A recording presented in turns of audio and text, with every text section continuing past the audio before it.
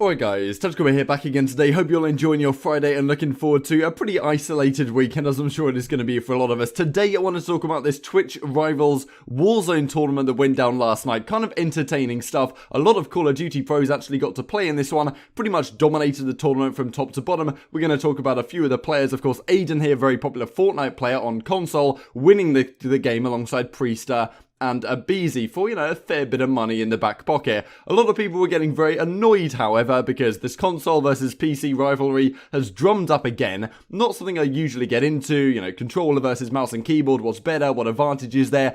I think these people do have something of a point, but I do find it kind of entertaining. The Call of Duty pros win Call of Duty tournament, and PC players get really frustrated that they can't win, and apparently it's cheating and whatever. Aim assist, question. I think these people do have something of a point, as I said, but mostly it's just kind of entertaining. Like if you guys enjoy, subscribe if you're new, as always, I would greatly appreciate it. Let's hop right into it here. So Priester, Beezy, and Aiden end up winning this 287 kills across 5 matches. That's pretty unprecedented, like averaging over half the kills in the lobby every single time. These are the final results then. Aiden's team placement, I guess this is just adding up the points, and then the more points you get, the first, whoever has the most points comes first. Not actually fully true though, because these numbers, not really sure what that represents, but regardless, most kills, total 207, I guess placement plus kills gives you your total, and they rank it by total. That would make sense, Rav. So yeah, Aiden's team, TB's team comes second, Crimsix down here, I'm Marksman's team in 6th, I'm sure a lot of you guys know him as well, but he now plays on the PC. So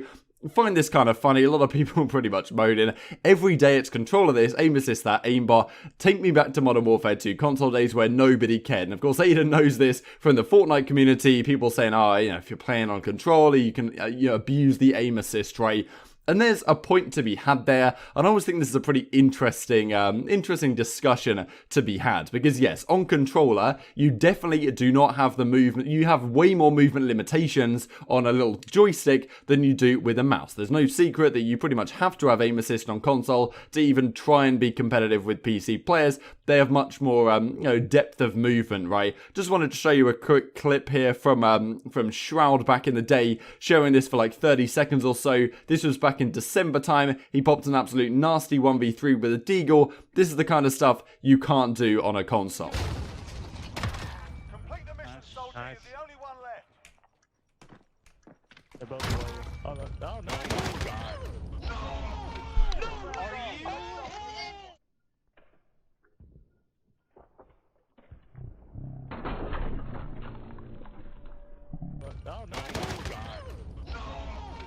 Now that being said, there is some advantage, of course, in having aim assist that you don't get on PC, so it's give or take. Most people would say that PC, just because of the breadth and depth of movement, it's superior to console. There's really not too many questions about that, I think. However, the real question is the lobbies that these players are getting into. That actually is a legitimate concern that some people might have, because the average PC player, I would say, is better than the average console player. I don't think that's remarkable at all, given that the caliber of players who tend to have $2,000 PCs compared to just have a $300 console or whatever. So Karma says, took home 4th place in Twitch Rivals with Crim and Clayster. Feels bad, man. Our best game, we got killed by the same cheaters twice. Wanted to share with you a couple of clips that here of Crimsix getting kind of frustrated getting cheated on.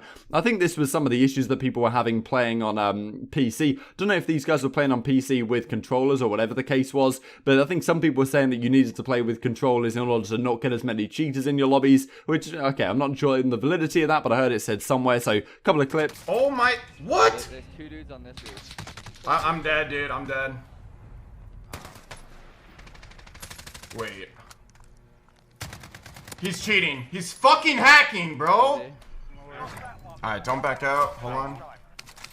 I can't fucking pull up the scoreboard yet.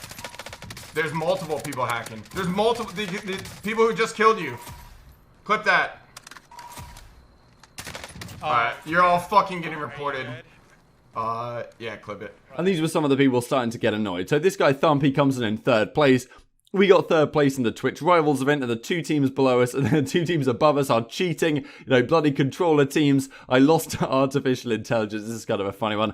Some of the replies to this are kind of funny. Never gets old seeing people complain about controllers.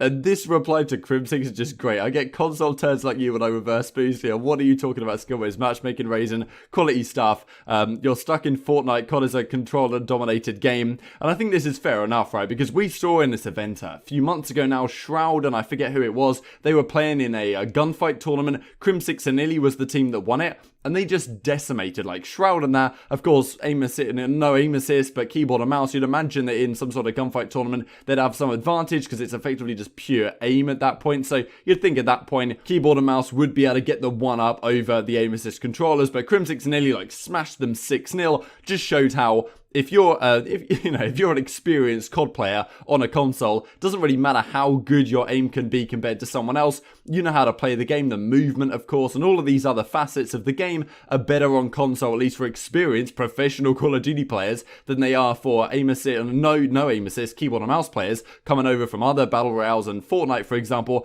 don't have as much experience playing Call of Duty, especially on the mouse and keyboard, the PC. Console players, even with controllers, are pretty much going to dominate you, and that's happened time and time again throughout this year. So yeah, so some pretty good replies here. You lost to Call of Duty pros, man. Simple as that, says Mr. 30 here.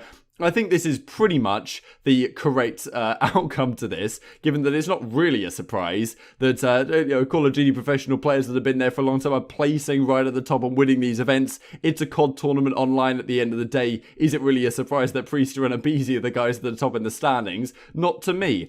Tyler TP, he played alongside, I forget exactly who he was against here, but I think arguments of, it was Joey DeLuca and Doug is Raw, I think, so I like to use both to play video games. That being said, like if Controller Gang, Karma comes out with this pretty funny copy pasta as well, so definitely a lot of players going back and forth on this. He definitely says he prefers mouse and keyboard as well, though, so interesting to hear him say maybe Karma's going to make the transition after he retires from Call of Duty, whenever that might be. This was Clayster's tweet. I think the whole argument between mouse and keyboard is stupid. The ceiling of mouse and keyboard is far, far higher than anything a controller can do, taking into account consoles versus PC as well. But the average controller player will be better than the average mouse and keyboard player due to aim assist. I think this is an interesting last comment. Maybe that is true, but I also think that the caliber of player that tends to be playing on PC is just a better player overall than your average console player. So maybe it balances out a little bit. But I think that last point I said is probably the one which actually gives these guys something of an argument right here. So as Reed says, what I always see keyboard and mouse players always complaining about controllers, like you have your entire arm to aim.